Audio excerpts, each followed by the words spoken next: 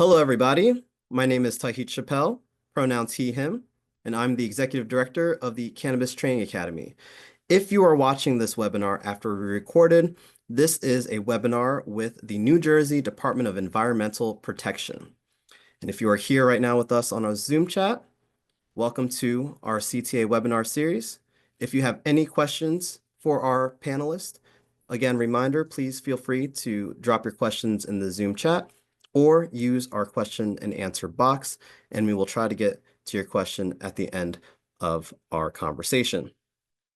These expert webinars, our series, are bringing some of the best people and the brightest subject matter experts from the cannabis industry, from state government, from the ancillary market, and beyond. The webinar tonight is with the New Jersey Department of Environmental Protection. Let's get started.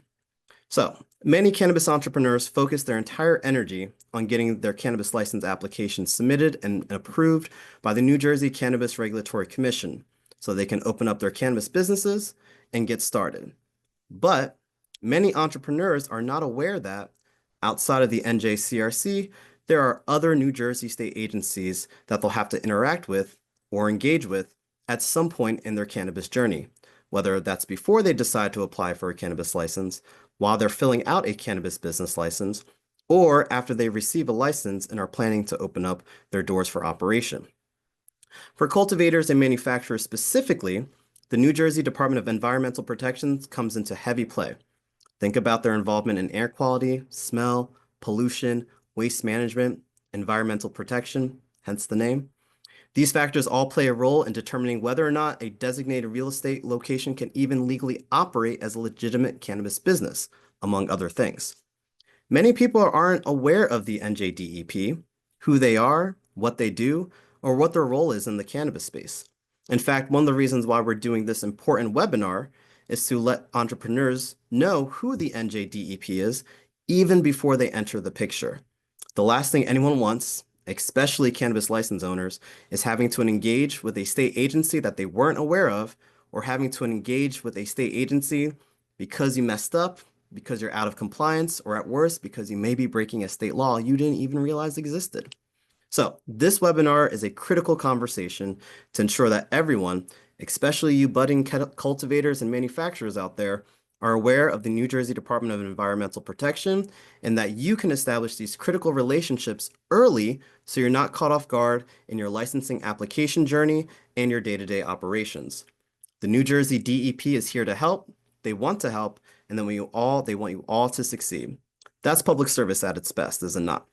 So, we're going to invite two of our esteemed speakers, Elizabeth Dragon and David Pepe, to our virtual panel where they're going to introduce themselves and they're going to introduce a PowerPoint presentation to talk about the DEP and their involvement in the cannabis industry. And again, if you have any questions for our guests, please put them in the Zoom chat or ask in the Q&A box, and we'll get to them at the conclusion of our PowerPoint presentation.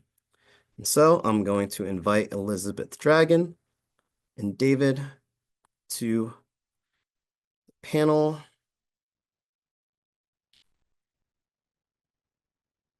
Let's bring him.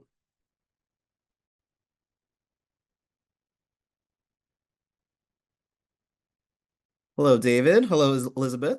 We did it. All right. Yeah, we did it. We did it. So, one of you, if you don't mind, will be sharing your screen to go over the PowerPoint presentation. And while you get that set up, I'm going to have you each introduce yourselves, who you are, how did you get to where you are, and we will start with you, Elizabeth. Well, good evening, everyone, and thank you for joining Dave and I as we share with you our life around DEP. I'm Elizabeth Dragon. I'm the Assistant Commissioner for Community Investment and Economic Revitalization at the department.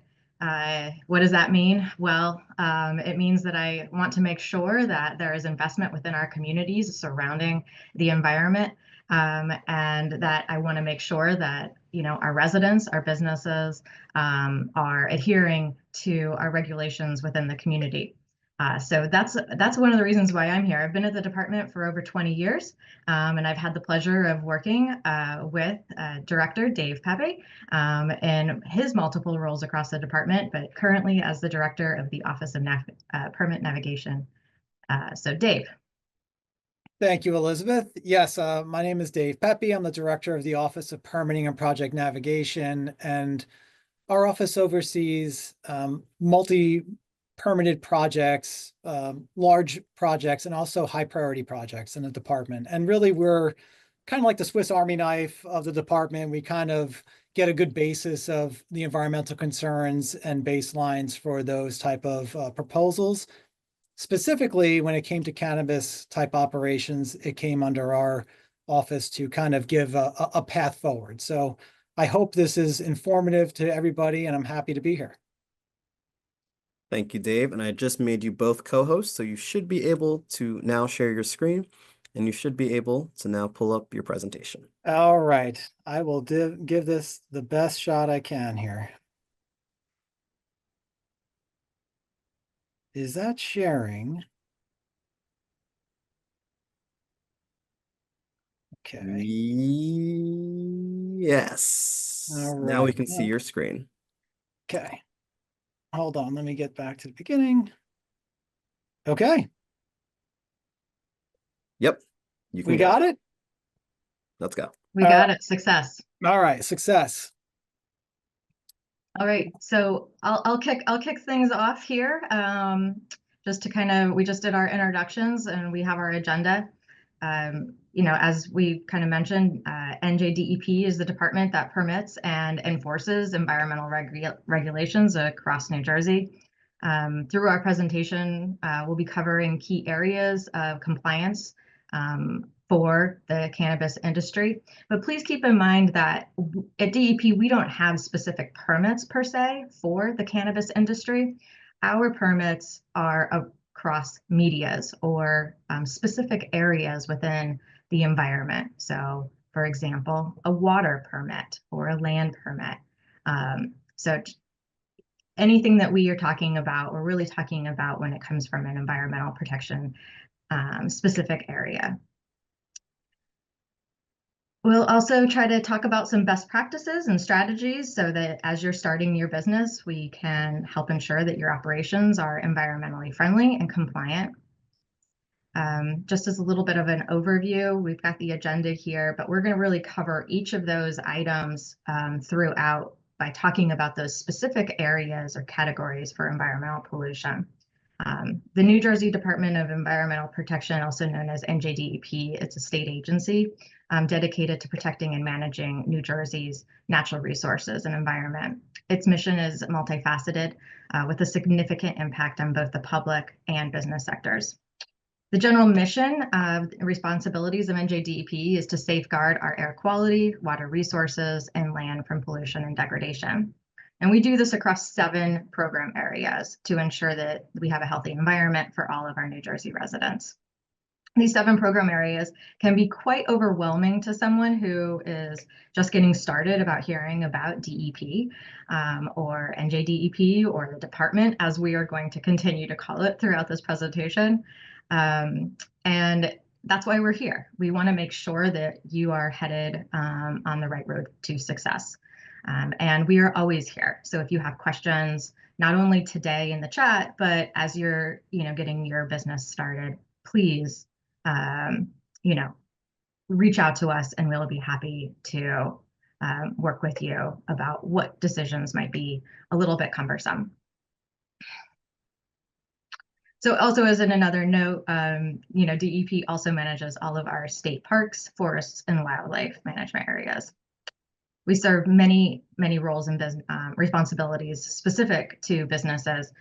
One of them, the primary function, is the permitting that you're going to hear a lot about today, and then the compliance with those permits.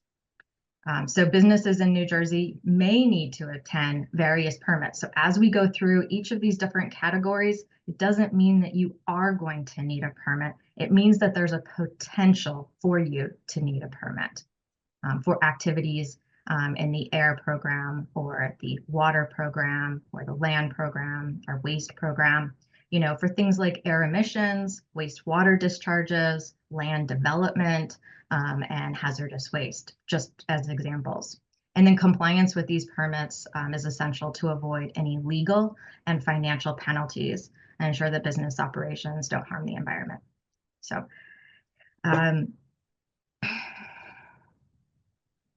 ready for the next one?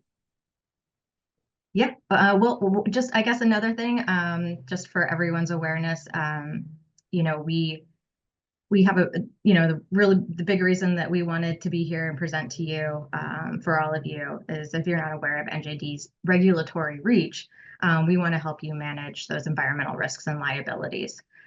So again, please reach out to us should you have any questions.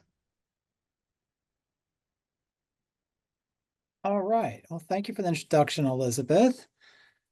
Before we get started, a little background on how we got here, right? I think that's a good start, right? So as we know, we got the laws are passed. We can do cultivation. It started with medical, right? Medical marijuana was first.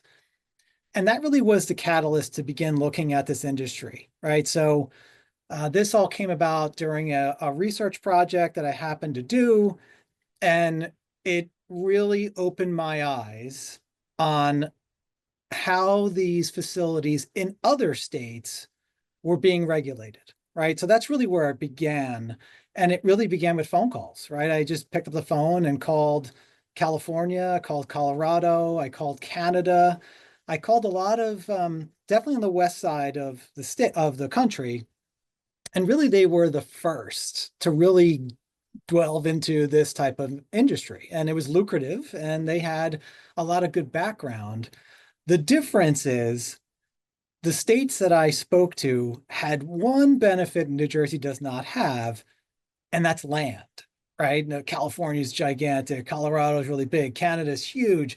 So when it comes to New Jersey, if anyone has ever operated any type of facility in New Jersey, we're pretty small, right? So we have very tight regulations, and the impacts that I learned through this research was pretty vast. Even I was surprised when I first went in, very ignorant of it. It's a plant, and how much environmental impact could it have?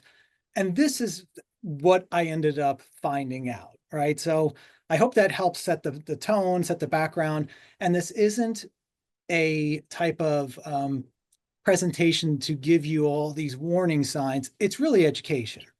And when I speak to facilities that have come to New Jersey, they want to do what's best. No one comes in trying to shut anyone down. I hope everyone understands that we try to help every facility, like any other operation, to get through the process. And that's really what my office does, is help people navigate through those regulatory permits and authorizations. All right. So as you know, several states are already utilizing the cultivation, and New Jersey, again, had medical grade cultivation already started. So I really looked at the medical grade facilities and how they run. And a lot of that kind of goes into the medical grade and recreational grade. They operate in the same manner. It's just the grade of that cannabis that is different, but the process is the same. All these facilities have impacts, period. I hope that's clear to everybody. They all have impacts. So how did I get the information? Again, I did a lot of article reviews, did a lot of interviews. Elizabeth Dragon was one of my interviews in that presentation that I did. And I really went down to the impacts data. I went down to crunching the data, what I saw. So as Elizabeth has hinted at, it impacts all aspects of DEP. Now, I know you're going to hear DEP as an acronym used throughout. We love acronyms at DEP. But really what it comes down to is the core mission of DEP is, in my mind, three simple things, right? It's avoid environmental impacts wherever possible. The best method of environmental protection is avoid, right? Avoid those regulated areas. They're regulated for a reason. I know it's not really practical, right? So if you can't avoid, it comes down to minimization, right? Minimize those impacts as much as possible. How can you reduce your impact? And the last stage, which I always tell facilities is I don't want to hit that stage, is mitigate, right? That is something I never want to get to. And I think if you understand those three, that's an easy way to navigate the department. Avoid, minimize, and if you can't do those, it's mitigation. So those impacts are across land, water, air, solid waste, energy, which kind of goes back into the solid waste and air, and environmental justice. And I'll get into more detail about that in a little bit. Land use. You'll hear this phrase a lot, right? Land use is just that. How do you impact the land? The first thing, obviously, is through planning, right? I think that's the first phase. When you go through your licensing, you want to look at, local jurisdiction. And that planning of that use of land use is first utilized locally, right? So it's zoning. And then when you get through the local, it's possible you're going to hit state regulated areas. Now, what's a state regulated area? Freshwater wetlands, flood hazard, those are areas that the state regulates.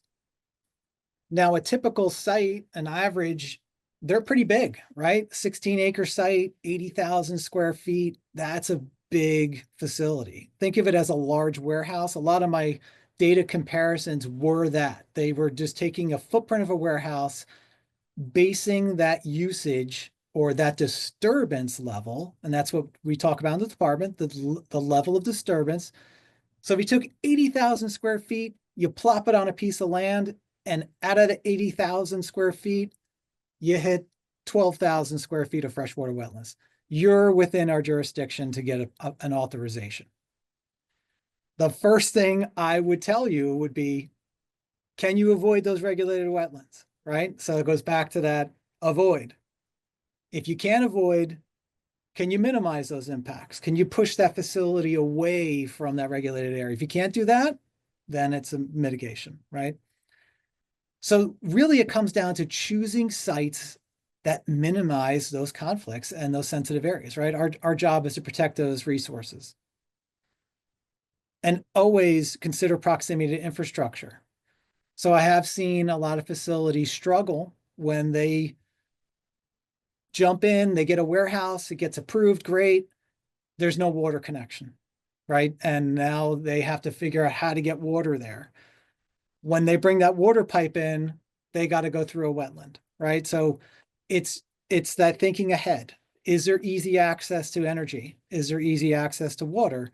Is there easy access to disposal? If you have that and you minimize those impacts, that's an easier path than going in, getting a warehouse built and realizing the infrastructure is nowhere close to it.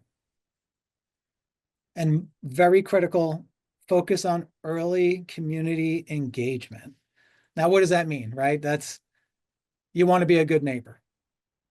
When I've seen facilities struggle, and not just on cannabis, but any facility that has a large impact to a community, where those facilities struggle is they don't talk to their neighbors.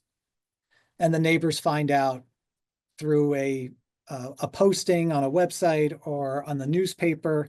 They never heard about it. You're better off being that good neighbor up front and hearing what the community has to say rather than the other way around, right?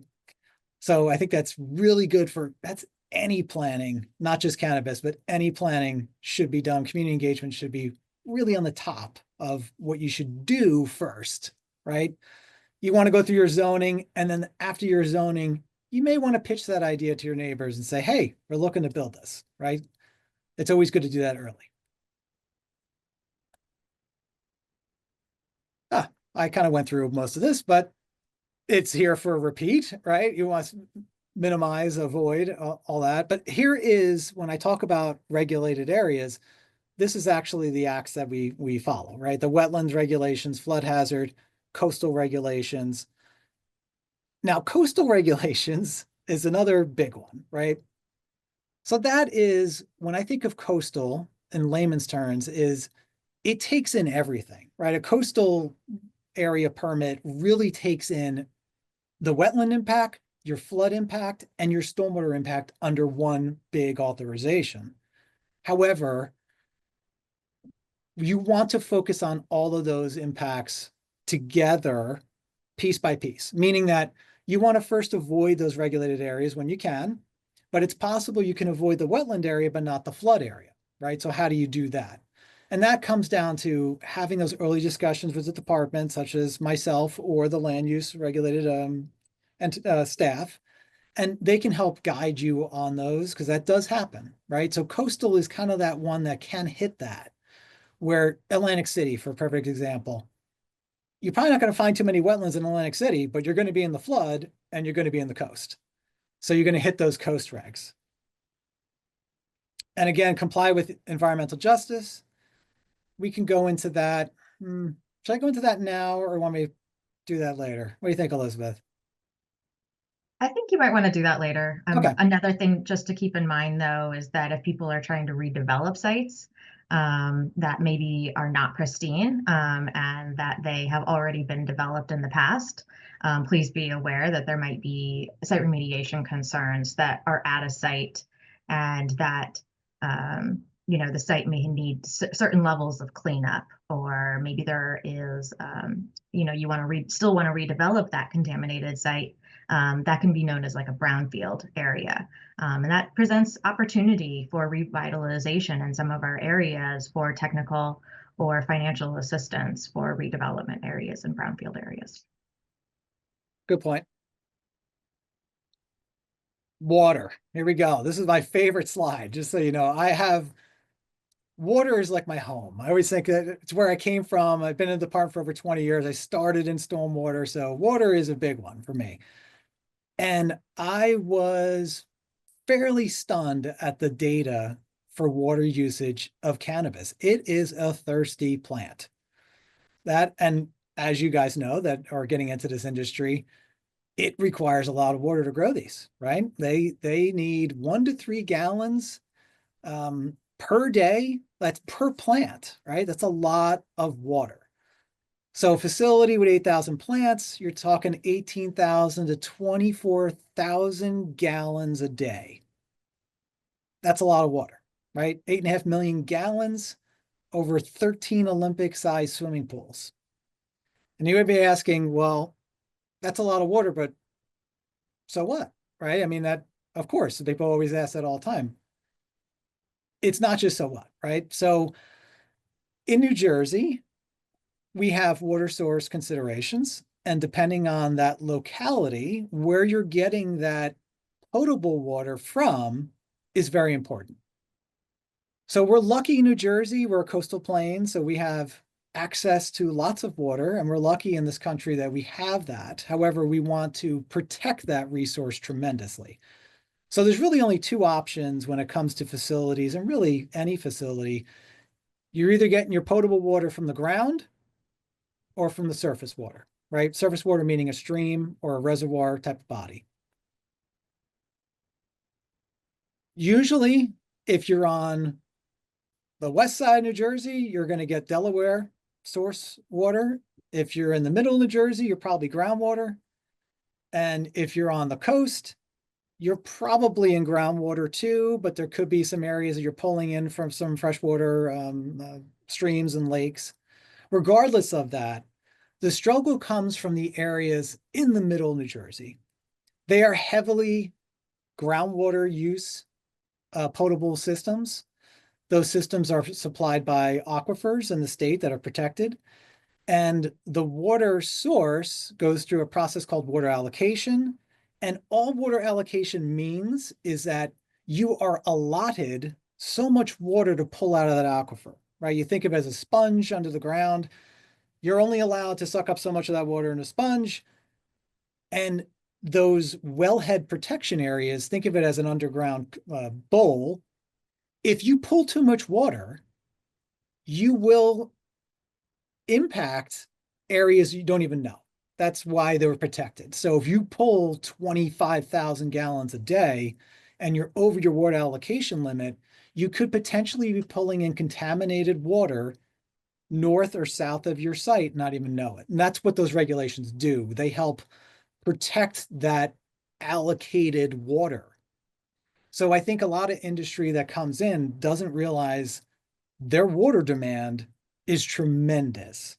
So I think it's good to keep in mind if when you're looking at this, that it's not just about the water bill, it's really about how much water you're allotted to use. And it's a high demand. It's a very, very high demand. And also depending on now you have potable water coming in and it's the wastewater going out. Now wastewater going out, it's your, toilets, your sink water, your black water, your gray water. But remember, it's also your processed water.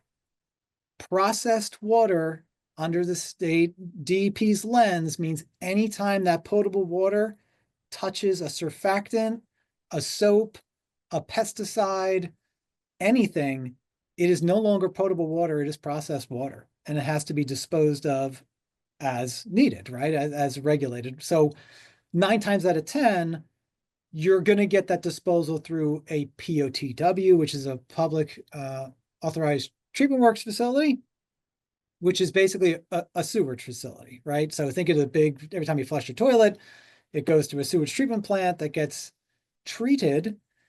However, through the process of doing this research, treatment systems in New Jersey, and especially in other states, not just New Jersey, they are not particularly authorized to treat the chemicals that are in the cannabis process.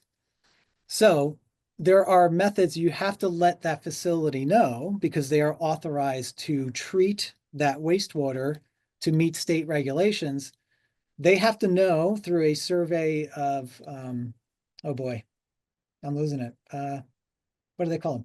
Priority pollutants. That's it. They do a survey of priority pollutants.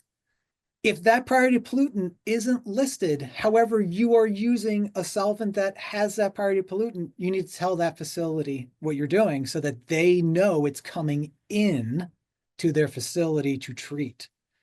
And that's something you can work out. I mean, I know it sounds really scary, but for instance, if you're going to use alcohol solvent in your process, which a lot of cannabis facilities use, they use alcohol in a centrifuge, you spin it, you clean your stuff, you send it down the drain.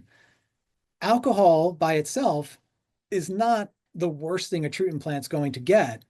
But if you don't tell that treatment plant you're sending alcohol to them and they don't treat, then it's on the source, right? It's on the facility that didn't tell the treatment plant, hey, I'm sending alcohol to you. So as long as you have that chain of custody to let them know the priority pollutant's going to that treatment plant and they are need to treat for it, you're fine, right? But what I've heard from other states is that they had some pesticides they didn't know were coming into the treatment facilities. It leached out, things like that. And we want to make sure that that's clear in your wastewater stream, what you're sending down the drain. And lastly, in addition to the wastewater treatment plant, they also are only allowed so many gallons per day to discharge. So a typical treatment plant, let's just say it's 800 million gallons a day, something crazy, right? Big number. If you're sending 1.2 million gallons to it and it goes over their threshold, that facility, you have to have an agreement with that facility to treat that excess water, right? So it's all things we can work out. It's just things I want you all to be aware that water is a gigantic environmental concern for cannabis. Oh, see, I get ahead of myself on these slides. Sorry. All right, so this goes back to the pre-treatment, right? You need to let the facilities know fungicides, pesticides, those all need to be delegated to that treatment facility. That's what I was saying in my rant before. And wastewater sent to non-delegated treatment plants could be out of compliance. What does that mean? That means if that facility isn't delegated to treat what you're sending them, they could be out of compliance. It's kind of back to what I was talking about earlier. And wastewater sent to on-site treatment plants are extensively they're expensive, right? When you send anything to a disposal, doesn't matter if it's solid waste disposal, wastewater disposal, it's expensive. So just keep that in mind. Use of potable water systems recommended to on-site. Potable wells would be called, yes. So what does this mean? This means if your facility is located in an area that does not have groundwater or surface water available, right? Goes back to infrastructure. And you come back to the department and you say, well, I'm going to put in my own irrigation well, which is absolutely possible. You could do it. It's just a lot of money. I could just give you guys an upfront. When you put in your own irrigation well, depending on where you're located, that depth to ground, which is the top of the groundwater table, in New Jersey varies from 6 feet down the shore to 180 feet plus up in North Jersey. So depending on where you are in that area, your well could cost $10,000 to $120,000 just to put the well in. And then that well has to meet potable water requirements. Actually, that's not true. Irrigation well requirements to use for your cannabis facility. But it's absolutely possible you could do your own well, but just keep that in mind, it's very expensive. All right. Air. So when we talk about air, now Elizabeth knows this all too well in her previous role. So cannabis facilities, the number one complaint we hear through our hotline is odor. Number one. We have more odor complaints from cannabis, I believe, than any other complaint regarding cannabis facilities, period. It's odor. And that odor comes from terpenes, right? That familiar smell, we want to call it skunk, and that's from terpenes. So terpenes are a very unique compound in which they can grasp onto water vapor, right? So if you look at the odor cannabusters kind of thing that, all the facilities, all the developers that try to alleviate the odor smell, there's really two huge choices. It's carbon filtration, water vapor, right? So it's usually a combination of those two. Usually the facilities spray down a heavy mist, and the terpenes tend to stick to that water vapor and then get sucked into an air ventilation system, and the carbon binds that terpene compound in it. What ends up happening is the carbon gets clogged so fast that you would end up having to replace those carbon filtration units every 3 to 6 weeks. So there is a method that we've seen success, and it really comes down to building design. It's the facility itself. When you take a warehouse that has never been designed to operate as an agricultural use, you will chase those odors forever. What ends up happening is there is too much leakage of those buildings. They're not negative pressure buildings. They're not designed to put a negative pressure and funnel those VOCs to a certain point and capture. So what ends up happening is it just vents out of all the cracks in the facility and the odor escapes. So odor masking is not authorized at New Jersey, right? So we understand that odor masking is used in other states. We do not allow it. It can be used in a permit, but it's what odor masking does is you're hiding the issue, is what odor masking does. And so we want to alleviate the issue or eliminate the issue. So when it comes down to odors, what I find is 3 things. It's the building itself. It's structurally sealing that building and applying that negative pressure system and doing air ventilation through a stack that has those carbon absorption pads or filters in them. You need an odor control plan, which is highly recommended. And what the odor control plan does is basically tell the department, hey, look, we have a plan. We'll work with you on the plan, right? That's what we want to see. We want to see that you have a plan should those odors, and they will happen, when you're in that heavy mode where you're having heavy growth, and then you're going to cultivate. The day of cultivation is going to be the day you're going to get the most complaints. It's the day you're mostly moving the plants around. That's what happens. That odor control plan needs to emphasize the day of cultivation. Your staff is trained to make sure that the day before you're going to do it, those pans have been replaced, the carbon filtration is fresh, you're doing your air ventilation properly, and I guarantee you'll have way less chance of getting an odor complaint if you do it that way. And also be proactive when you communicate with your neighbors. That goes back to any facility, but especially with cannabis. You got to let your neighbors know, right? That comes back to community engagement. And you say, hey, we're going to cultivate next week. Just giving you a notice. We're doing the best we can. We have an odor control plan. But hey, if you start to smell odors, give us a call, right? It's better to have the neighbor call you than the neighbor call us. So I always think that the facilities that plan ahead like that, they're very successful, and they know the days they're going to get that heavy odor. It's always cultivation day. All right. Anything you want to add on this one, Elizabeth? I know this is your old world, but. Well, I guess what I would say is that most people are not aware that odors are a form of air pollution. And most people are shocked to hear that.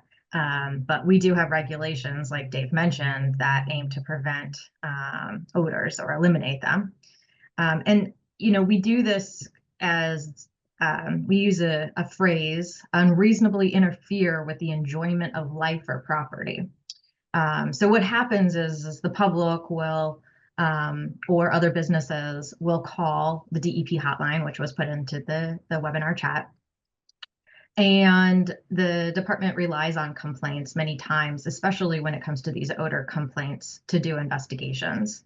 And we will have field inspectors that will investigate, where someone is saying that they are having an odor issue. And so our field investigators are actually trained in odors, and they are trained in the intensity, the frequency, and the duration. And that then impacts how they perceive that odor complaint and whether or not a violation is in fact happening. So it's the intensity, the frequency, and the duration. So if they determine that it meets the criteria for a violation, then that's when someone would receive a notice of violation. And DEP would work with those that receive a notice of violation on kind of the same things that Dave is talking about, kind of getting someone back on track so that they are compliant with DEP's regulations. Unfortunately, some folks are not always interested in coming to be back on track and being compliant. And so that's when penalties can start to be assessed.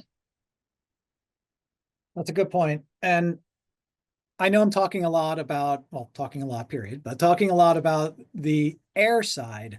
But really, I want to emphasize also that there is a lot of confusion on what constitutes an air permit, an air authorization.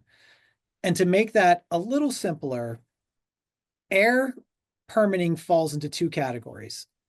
You're either a minor source or you're a major source. Minor sources have a certain threshold of air emissions that you must meet. And if you're over those thresholds, you're in a major. I mean, I'm simplifying the Air Pollution Control Act, but that's really the two options. And with cannabis facilities, going into you're going to be a minor source, right?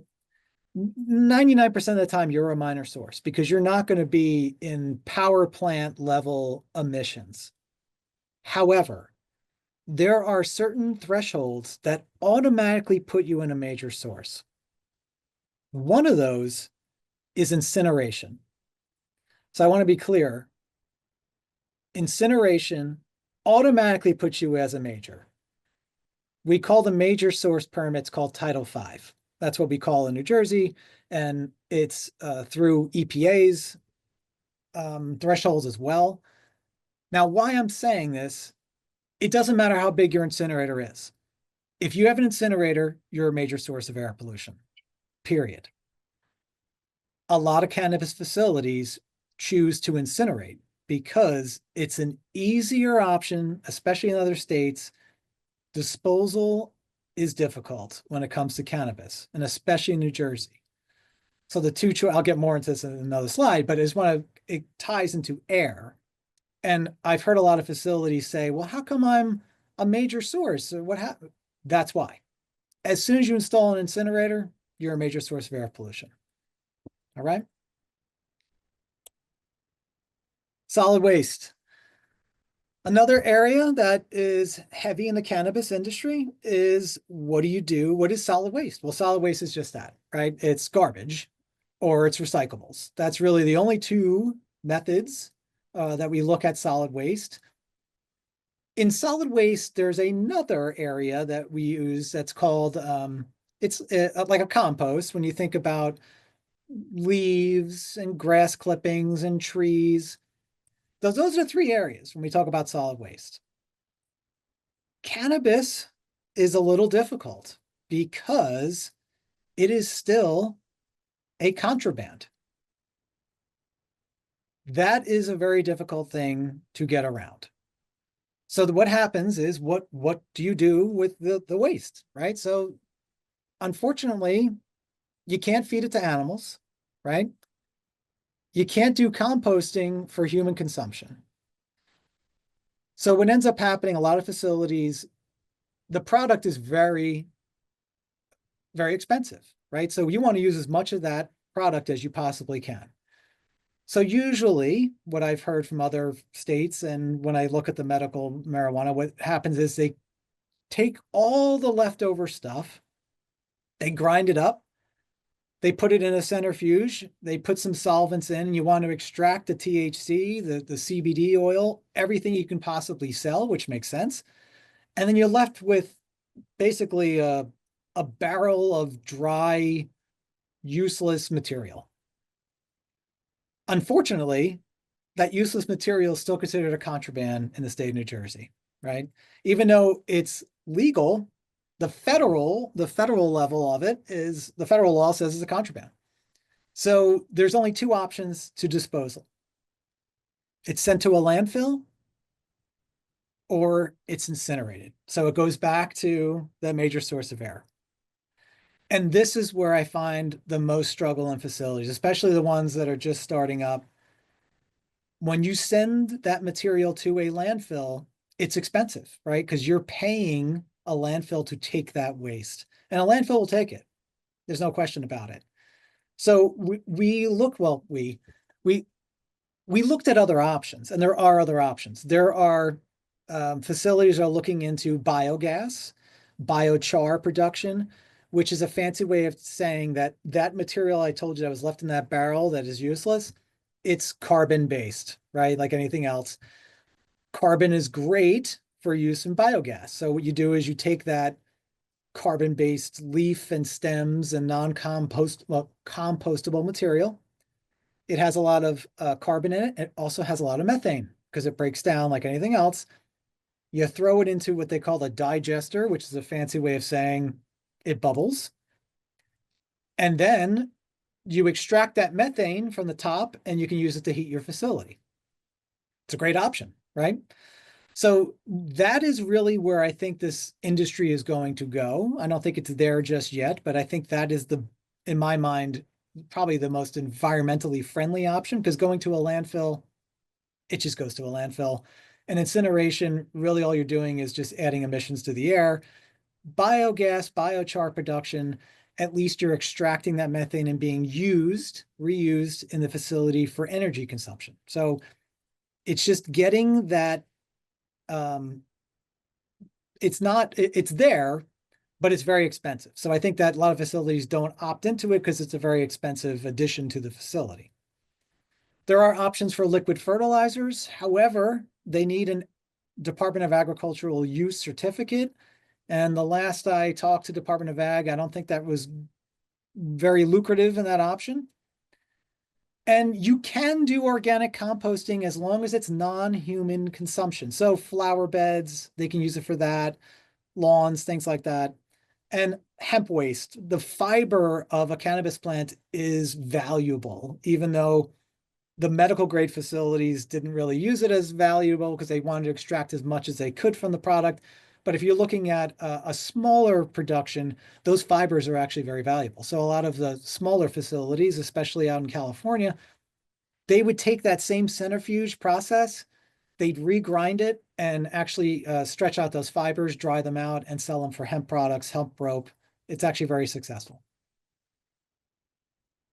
All right. So this is really what I'm always ahead of myself with these slides. All right. So promoting alternative solutions. That's where I get to the biochar. Biochar is fascinating. It really is. It is, like I said, it's very expensive to start up. But what I think of it as you're investing in your facility. If you get that biochar facility proposal in, yes, it's an upfront cost, but you'd probably end up getting that money back after so many years from the energy being reused, because energy consumption for cannabis is tremendous.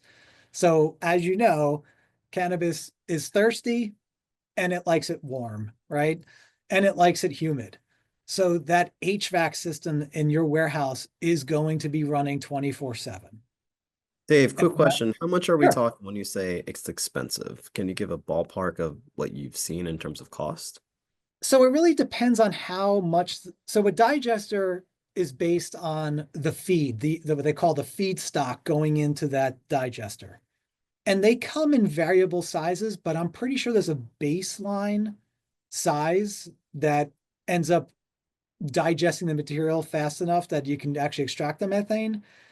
And I don't know exactly. I mean, I never see proposals as far as how much the product cost.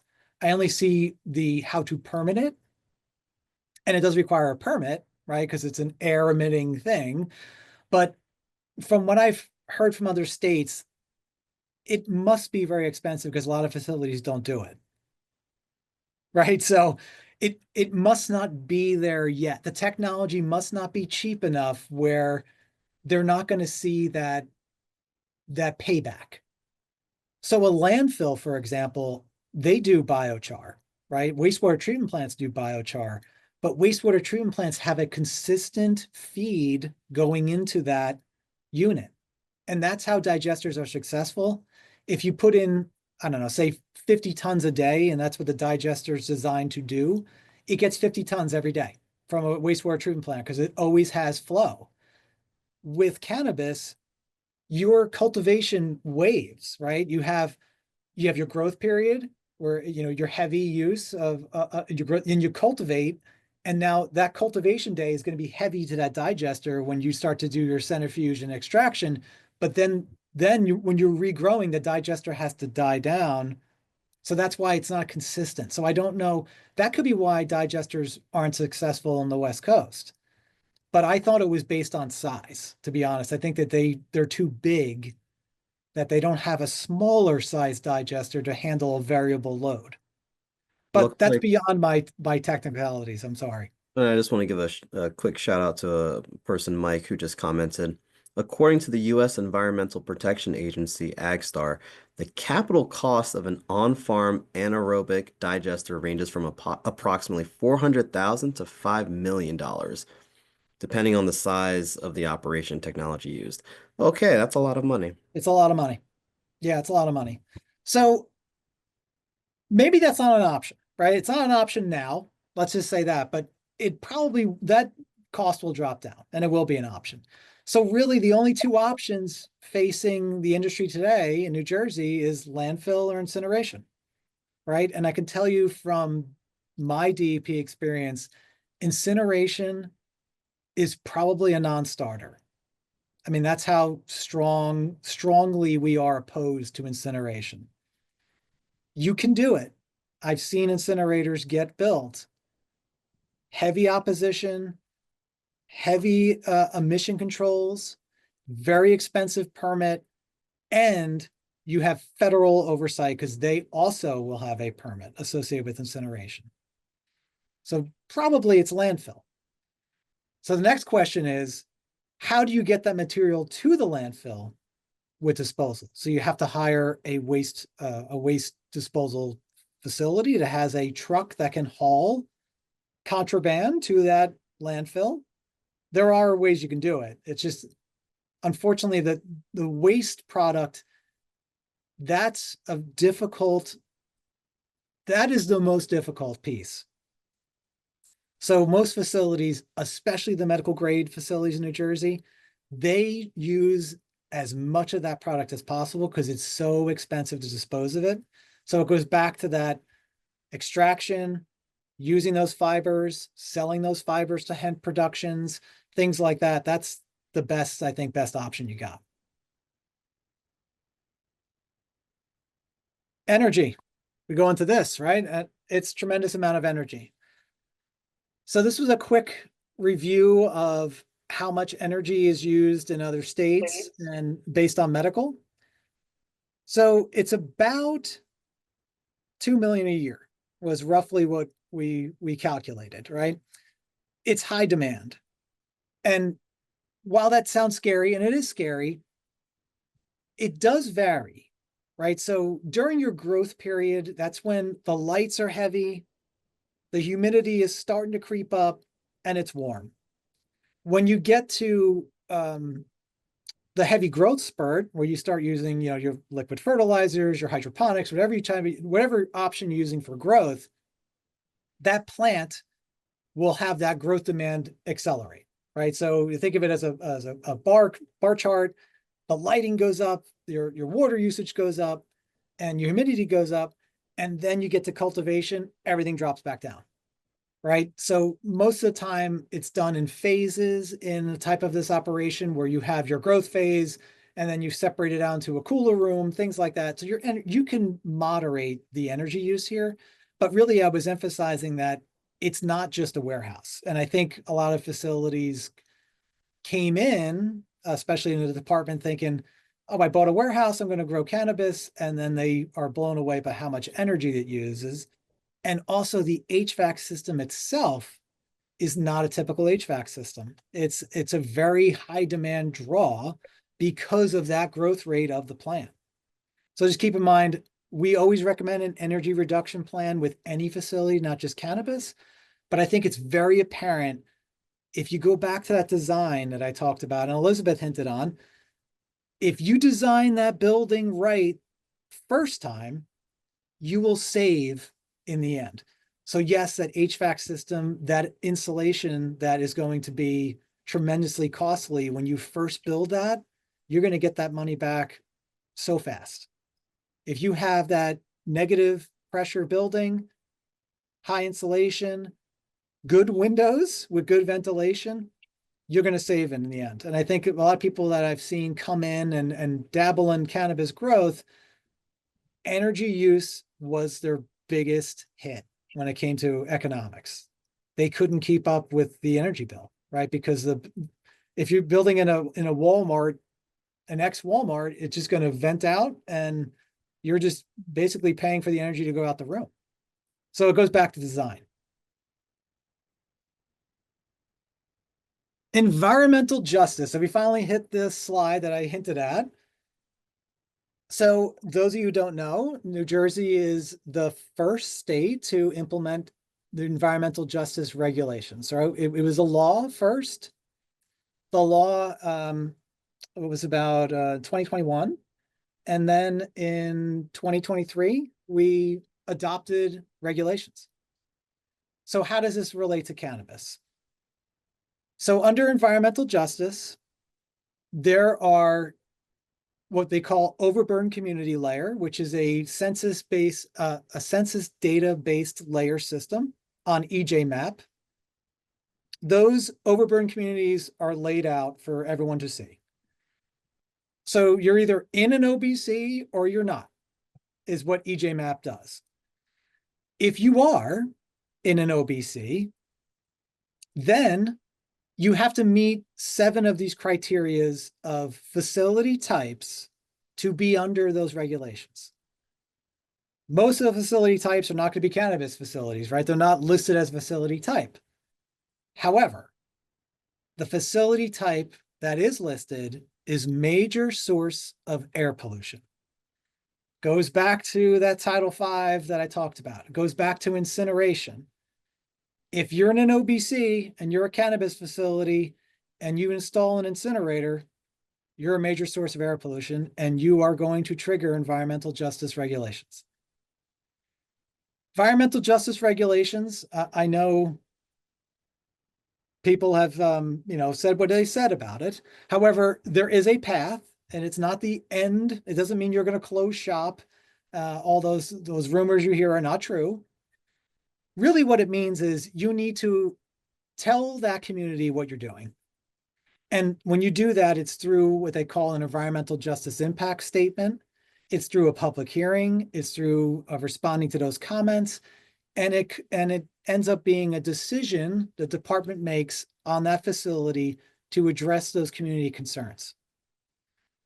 So for example, you want to go build a cannabis facility in Atlantic City. I just know Atlantic City's OBC right off the bat. You say, hey, Dave, I built a cannabis facility. I'm not one of these facility types. And I ask that question, how are you getting rid of the byproduct? And if the answer is we incinerate, then I say you're a major source of air pollution. You're within the environmental justice regulations, and I will take your hand and walk you through that process. What I want to give you a heads up is that it's time consuming, right? Like anything else, it's going to take time, right? So I think when I hear from facilities that have been through the environmental justice process, it's not the regulations themselves they've issued with, it's the time frame it takes, right? It takes a long time to conduct a public hearing. It takes a long time to address those comments. It takes a long time to prepare that document. Really what environmental justice regulations are meant to do is to let your neighbors know what you're doing. And that's really the design of those regs. We felt that it was clear that these communities were affected unfairly or unjustly. And we want to make sure that we minimize those impacts to those communities. And that's what environmental justice is in a nutshell. And hopefully you're doing that anyway, talking to your neighbors. But going back to the critical message of the department, avoid, minimize, mitigate. And the best way to be the best neighbor to that community is don't do that, right? Avoid that.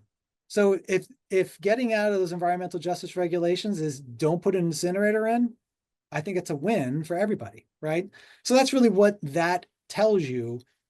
And I always want to make that clear that cannabis facilities are not a facility type, but major sources of air are.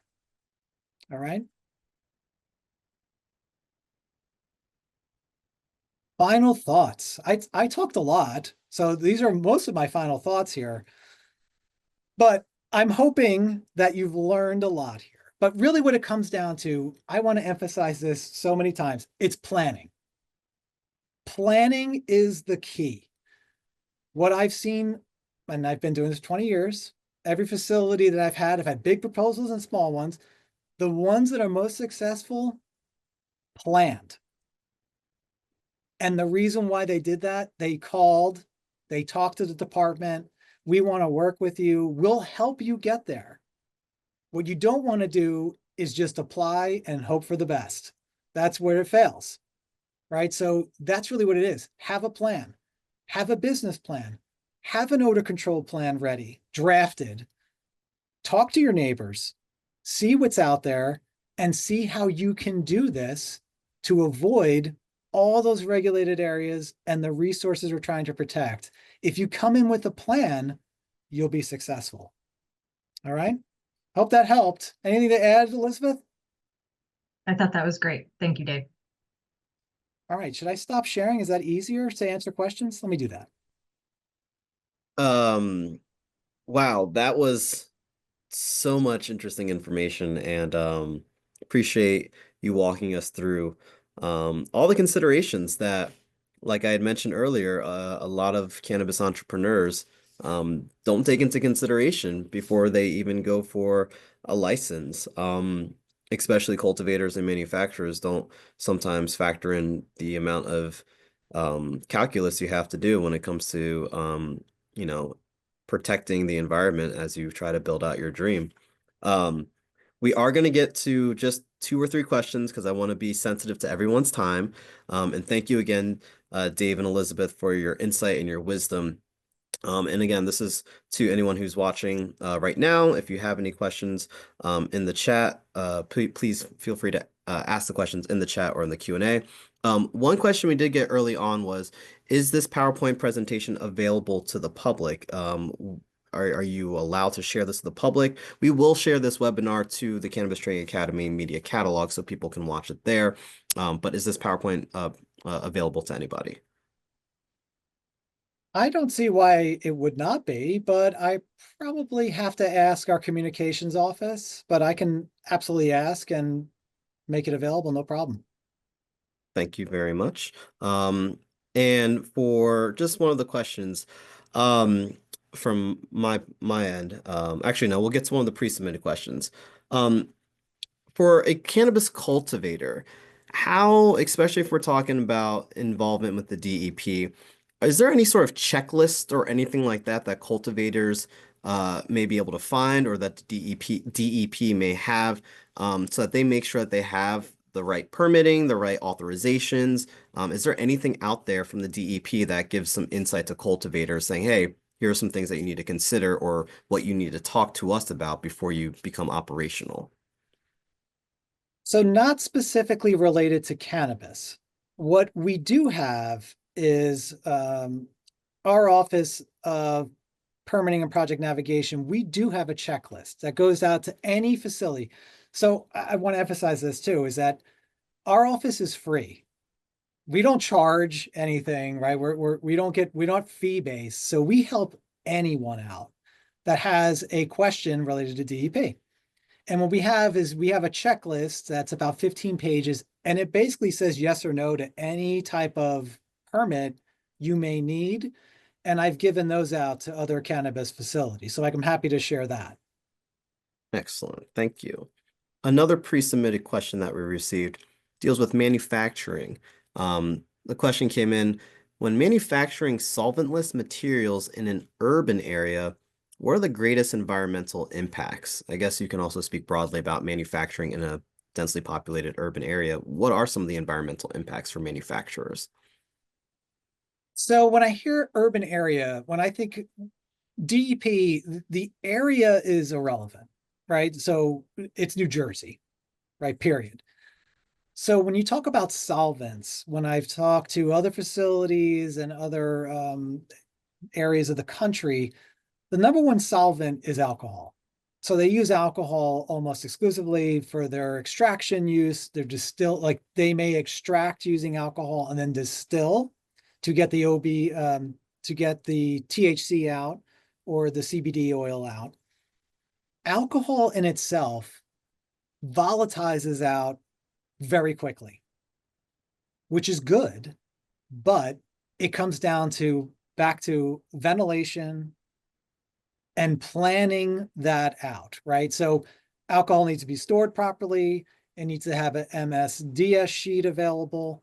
And the one concern I always see is when you are washing that product after you use the solvent, that goes down the drain back to where does that water go?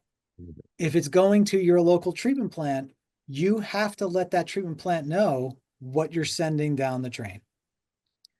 9 times out of 10, they'll have no problem with it as long as you let them know and say, hey, we're sending alcohol. We do this, on a monthly schedule. They will at least know that priority pollutant is being monitored at the intake. They're treating it, and then they're meeting our requirements at the out of that pipe. That's how you do it. Thank you. So just one thing I would add on that is a lot of times people are looking for purity in their product by going solventless. And so in those cases, Dave covered a wide range of environmental impacts today, and that it really depends on the size and scope of the operation. to what then would be, your most environmental impacted area. Absolutely. We have a live question from the audience. Uh, any plans for retail? I know that this is primarily for cultivation and manufacturing, but retail does come into consideration with the DEP in some aspects. The question is, any plans for retail product packaging recycling programs? The cannabis industry does generate a lot of waste. So has there been any conversations around packaging recycling from the DEP? I'm sure there has been. I have not been part of those conversations. So remember we talked about solid waste, right? And air. There is within solid waste and air are under their own under their own, what do they call that, Elizabeth? Program area. Program area. Our categories, our areas of environment. Yes. Right. So it's a broad brush in the department. And within that is the recycling. So recycling is dedicated as, what they call class, whatever, B, C, those particular classes, and actually where the plastic bag ban came from, that came from that area. So if there was conversations, which I'm sure there has been, it would be within that area. And it's a great question. And I think that's one that should be ahead. And I'll bring it back to our recycling program and see, I'll get back to you on that, but that's a great question. But I'm assuming the answer is yes. I just don't have the details. Yeah, kudos to whoever asked that question on their sustainable practices. Yeah, that's a good question. That was Estefania. Thank you. And I believe this is also just within the same question too from Anna. Does the department manage packaging waste regulations? That I don't know. Yeah, it's another one would be under recycling, I would assume, and I don't know the answer to that. But I think that what comes into play here is whether or not any of the product gets into the recyclable material. And so that would be where I would see a concern from a regulatory standpoint, is whether or not the landfills can accept those materials, but can the recycling location accept those materials? Dave, you have some thoughts? I would think that it's just my knee-jerk reaction. It would come back to, would a recycling facility be allowed to accept a contraband? And I don't think they can. Actually, they can't, right? They can't. That comes back to that issue of the byproduct is a difficult thing to manage because it's federally a contraband. That's the issue. That's the big issue. So federal legalization, decriminalization is really going to play a role into influencing recycling programs. Seems like the state may not be able to do as much as we'd hope until it's not considered contraband from the federal government. Correct. Fascinating. Last, but most important question, how can people get in contact with you both or the DEP? Is there a good email, a good hotline that we can throw in the chat and also record for this webinar that people can connect with you all, or at least direct any sort of other environmental questions to your offices or the department? I am happy to share my email. I'll share it in the chat. I am always free for any questions. Yeah, email is the best, but if anyone wants to have a conversation, send me an email. I'm happy to have a phone call. I'm always available to help. Thank you so much. And I'm as well. And this is just to the people in the chat. Make sure you save that email as well so you can reach out to Dave. We want to be respectful and mindful of everyone's time. That was an amazing presentation, Dave. We will look to come back to hear about the PowerPoint presentation if we're able to circulate that to students and attendees here. But we really appreciate it. For those that are watching again, this is the New Jersey Department of Environmental Protection with Dave Pepe and Elizabeth Dragon. Thank you both so much for doing this work. A lot of information, a lot of things for considerations, especially if you're a cultivator or a manufacturer or you're trying to go for those two licenses. Definitely watch this, definitely reach out and prepare and prevent rather than having to mitigate at the end. That's the biggest thing, right? Hey, that was it. You summed it up just like that. Perfect. Well, thank you both for your time. Appreciate it. And this won't be the last time that we talk, so we look forward to bringing you back again in 2025. Thank you again, everybody. Appreciate it. Thank you. Have a good night.